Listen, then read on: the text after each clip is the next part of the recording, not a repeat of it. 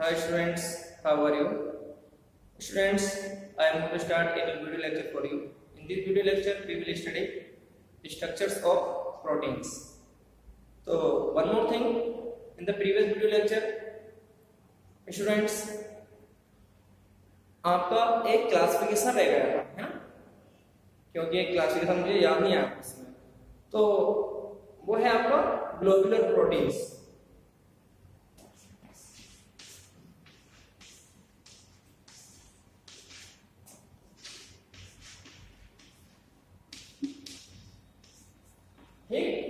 Globular proteins जो fibrous protein होती है वो वाटर में सोल्यूबल नहीं होती. जो एक होती है फाइब्रस प्रोटीन और एक होती है ग्लोबुलर प्रोटीन्स. तो जो ग्लोबुलर प्रोटीन होती है ये वाटर में सोल्यूबल होती है और इसके एग्जांपल क्या है आपके इंसुलिन. ओके, इंसुलिन है आपका और एल्ब्यूमिन है. ठीक, और इंसुलिन कहाँ मिलता है? तो हमारी बॉडी में फॉर्मेशन होता है. और ग्लोबुलिन कहाँ मिलता है? आपका जो हैन मुर्गी का अंडा होता है उसमें मिलता है. तो देख लो, आपका अगर मुर्गी का अंडा आप वाटर में सोल्यूबल करना चाहते हो वो हो जाता है ना. तो जो ग्लोबुलर प्रोटीन है आपकी वो वाटर में सोल्यूबल है.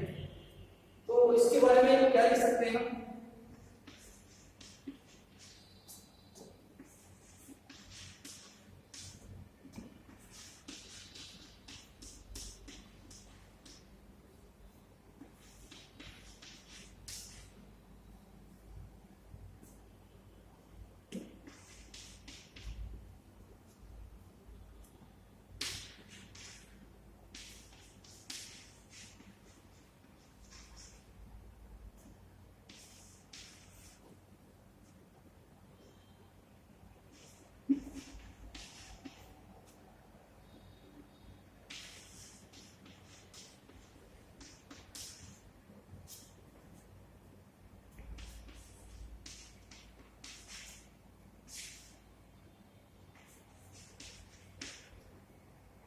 So this type of protein is formed by coil within their structure.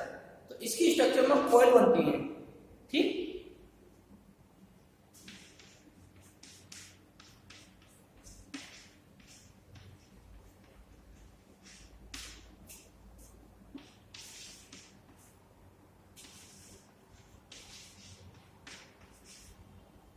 ये इसके एग्जांपल है.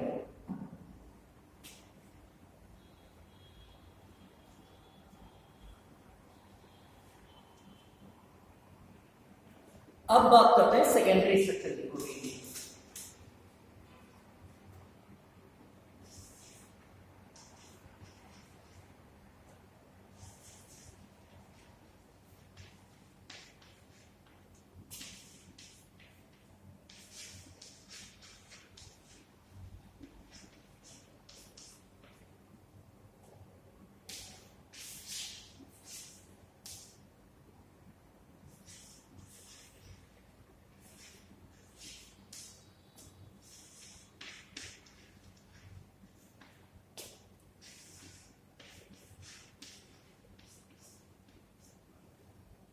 Beta pleated seat. Beta pleated seat में होता क्या है? बीटा तो एक नाम हुआ है, हम करते हैं प्लेटेड. यहाँ पर थोड़ी स्पेलिंग गलती हो गई. सीट है यहाँ पर.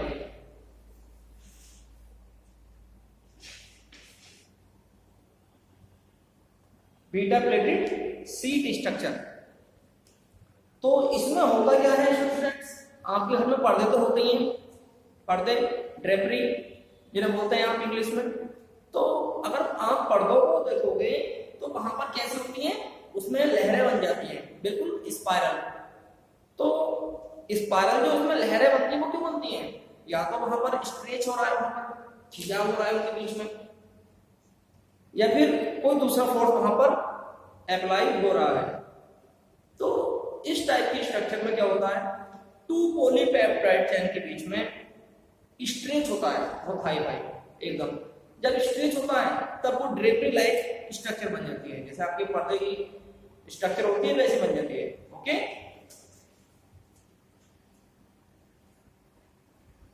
क्या लिख सकते हैं इसके लिए? All peptide chain are stretched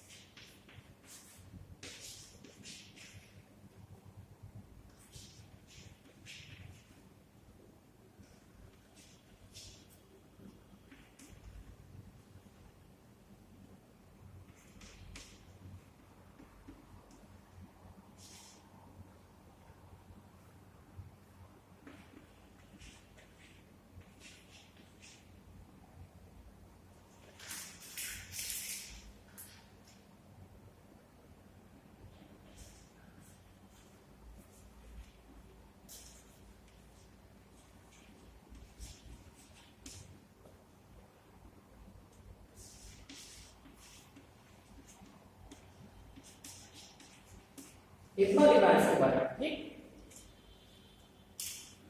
beta pleated seat structure all peptide chains are stretched out to nearly maximum extension and then laid side by side, which are held together by intermolecular hydrogen bond. The structure so formed resembles the plated folds of drapery, and thus it is known as beta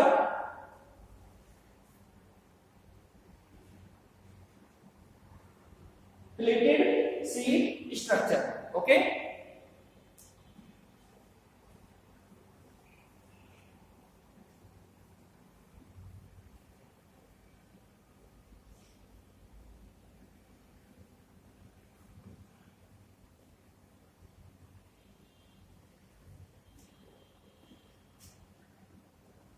अब बात करते हैं इसके structure की, कैसा हम इसे diagram के रूप में रिप्रेजेंट कर सकते हैं।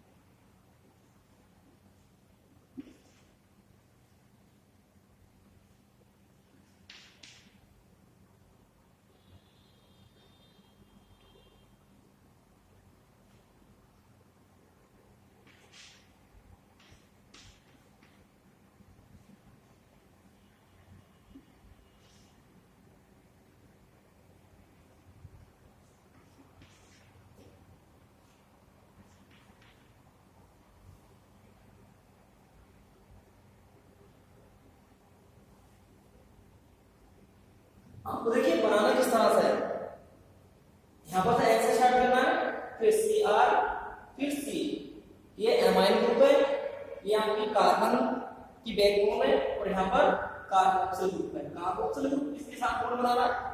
नाइट्रोजन मींस एमाइन के साथ में बॉन्ड बना रहा है यहाँ पर, ठीक, ये एमाइन के साथ बॉन्ड बना रहा है, और ये इस तरह से रहता है, ठीक, यहाँ पर होगा हाइड्रोजन, क्योंकि नाइट्रोजन की वैल्यू कितनी होती है 3, ये भी इस तरह से रहता है, ठीक, नाइट्रोजन की वैल्यू टाइप करने के लिए। फिर यह यहाँ पर एक एमाइन मींस एक एमाइन्स नहीं, सॉरी, एक यहाँ पर होगा आपका एमिनो एसिड, एक नेक्स्ट एमिनो एसिड आया NCH और CO, फिर से स्टार्ट करेगा सर, फिर यहाँ पर CH और यहाँ पर R पहले लिख सकते हो, बाद में लिख सकते हो, और यहाँ पर आपको यहाँ N, यहाँ CH, फिर CH, फिर यहाँ पर N आया, ठीक है। तो इस स्ट्रक्चर को आप इस तरह से कितना भी ज्यादा बड़ा बना सकते हो। अब दूसरी स्ट्रक्चर इसके बिल्कुल पैरेलल आएगी, बिल्कुल इसके समान, पैरेलल समांतर, वो कैसे होगी? अब देखिए यहाँ पर ये बना है, ठीक, तो ये हाइड्रोजन बॉन्ड का फॉर्मेशन करेगा किसी दूसरी लाइन के साथ में, तो वो लाइन कैसे होगी? ये आएगा आपकी यहाँ पर N, ठीक, ये आपकी बॉन्ड है, और बिल्कुल जैसे बॉन्ड बनाओ यहाँ पर, ठीक है, C यहाँ पर N, और यहाँ पर आपका CO, और यहाँ पर आपका N, और यहाँ पर आपका हाइड्रोजन, ये बॉन्ड बना हाइड्रोजन बॉन्ड, ये आपका हाइड्रोजन बॉन्ड है। अब देखिए एक एमिनो एसिड आपका ये बॉन्ड है ना, फिर यहां से स्टार्ट करो CHR, ठीक, और फिर इसे यहां से ले लो, ठीक है, ये रिपीट करते चले जाओगे, फिर यहां पर N आएगा और N के साथ में हाइड्रोजन, और ये आया आपका हाइड्रोजन बॉन्ड। तो ये ऐसे आपस में कंबाइन हो गए हैं स्ट्रक्चर्स।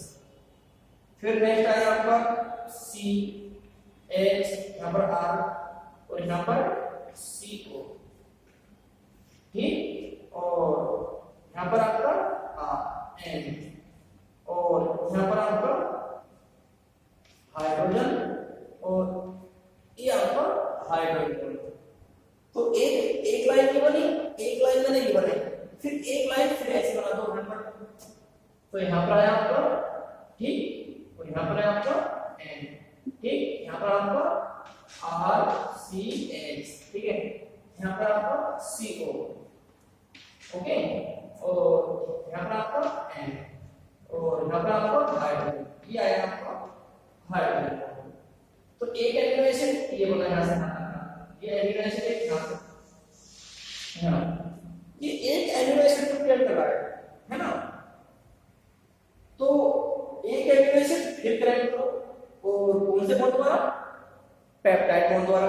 तो CO और N के बीच में बॉन्ड होता है पेप्टाइड बॉन्ड द्वारा, तो ये वाला बॉन्ड क्या है? पेप्टाइड बॉन्ड है यहाँ पर। तो ये आपका है ठीक CRH, और ये आपका CO, okay, have you understood? ये आपका बेटा है N, ठीक है, और ये आया आपका H, और ये आया आपका हाइड्रोजन बॉन्ड है ना, ये आपका CRH, ठीक है, और ये आया आपका CO, ठीक, और ये आया आपका N, और ये आया हाइड्रोजन, वो सॉरी हाइड्रोजन, और ये आया आपका हाइड्रोजन। तो इसे टोटल बॉन्ड पे आप बना सकते हो, और आप इसे कितना भी बड़ा बना सकते हो, ओके। तो ये है आपकी बीटा प्लेटेड सी स्ट्रक्चर, ये हाइड्रोजन बॉन्ड है इसमें, ठीक। इससे पहले वाले स्ट्रक्चर मैंने बताया था अल्फा हेलिक्स में, तो हम ये ध्यान नहीं रखा था, जो डॉट लाइन द्वारा दिखाते हैं हाइड्रोजन बॉन्ड दिखाते हैं, और जो पेप्टाइड बॉन्ड होता है वो किसके बीच में होता है? CONH के बीच में। तो देखो ये बॉन्ड कहीं मिला है आपको इस स्ट्रक्चर में? नहीं, CONH, CONH, ये पेप्टाइड बॉन्ड है ना, इतना।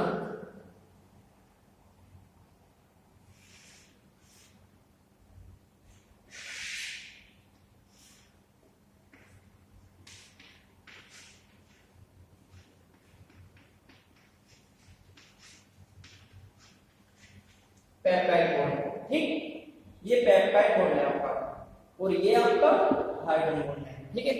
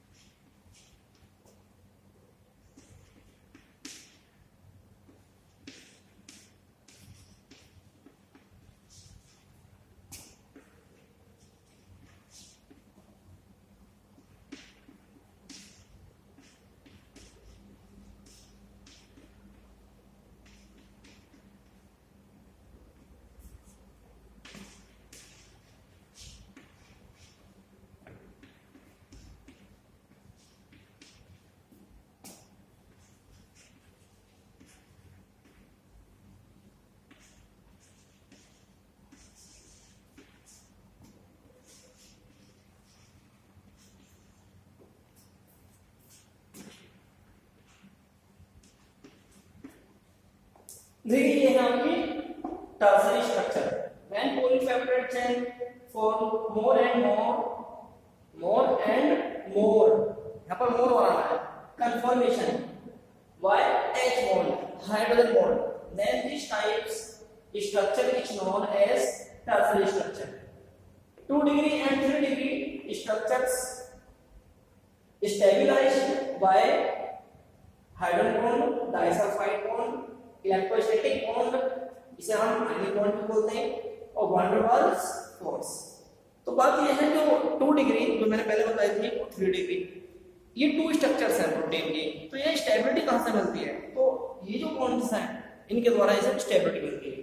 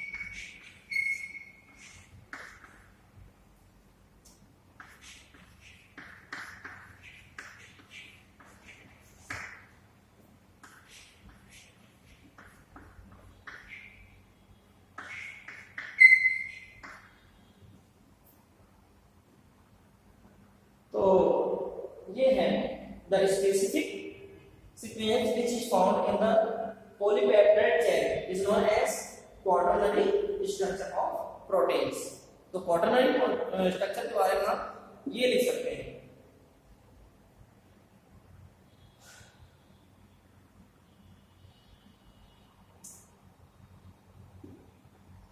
अगर इन्हें डॉट लाइन द्वारा अगर रिप्रेजेंट करना चाहें सारी स्ट्रक्चर्स को तो कुछ इस तरह दिखा सकते हैं।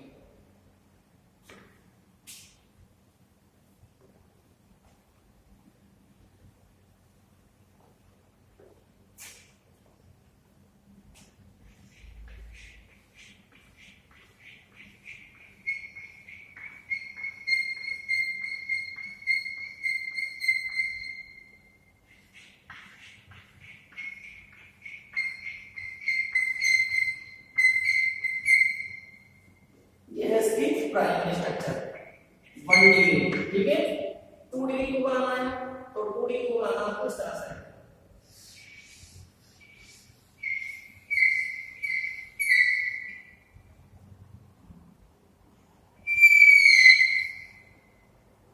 ठीक। ये आपकी 2 डिग्री स्ट्रक्चर है।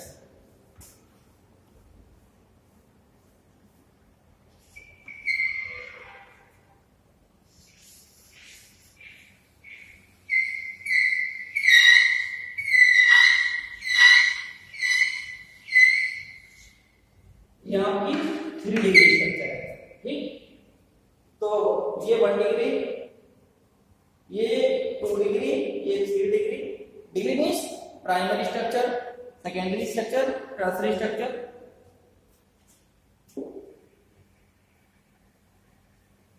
अब बात करते हैं क्वाटरनरी स्ट्रक्चर की। तो क्वाटरनरी स्ट्रक्चर कैसे बनती है?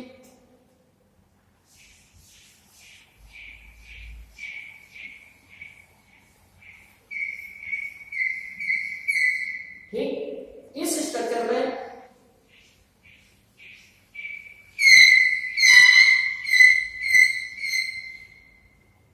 इस स्ट्रक्चर को बना दो तो ये बनी 4 डिग्री, ठीक है। तो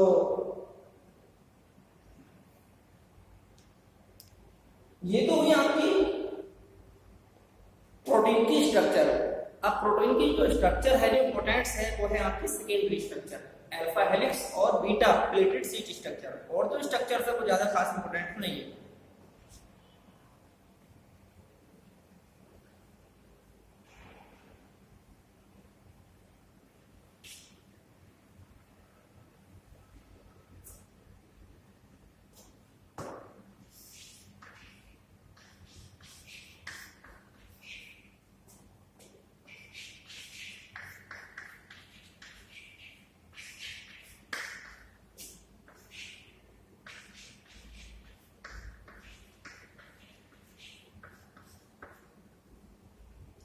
देखिए, एक होता है नेचर, एक होता है D nature.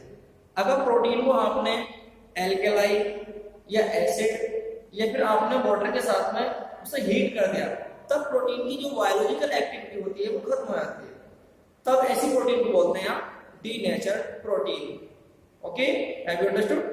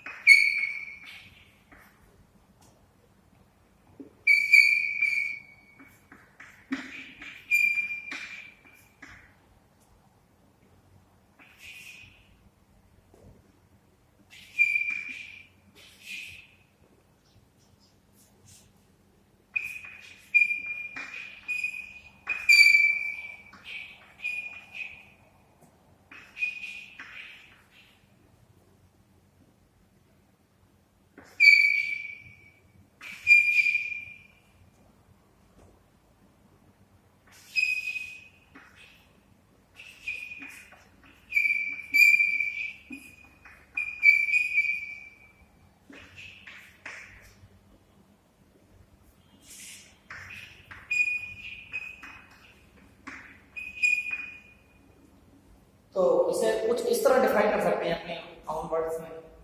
Then protein treated with alkali or acid or heat. Then the protein lost their biological activity, and this phenomena is known as denaturation of protein.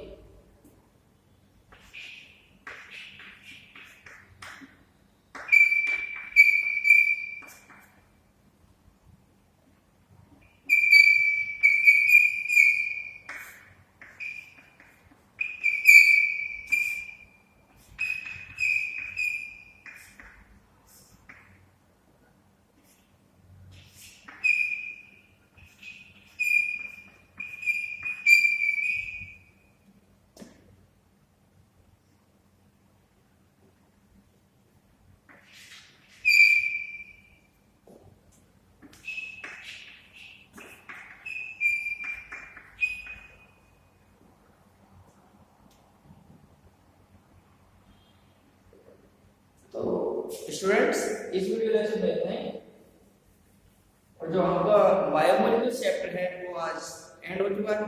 ठीक, अब नेक्स्ट वीडियो लेक्चर में आपको next new chapter मिलेगा। तब तक के लिए bye.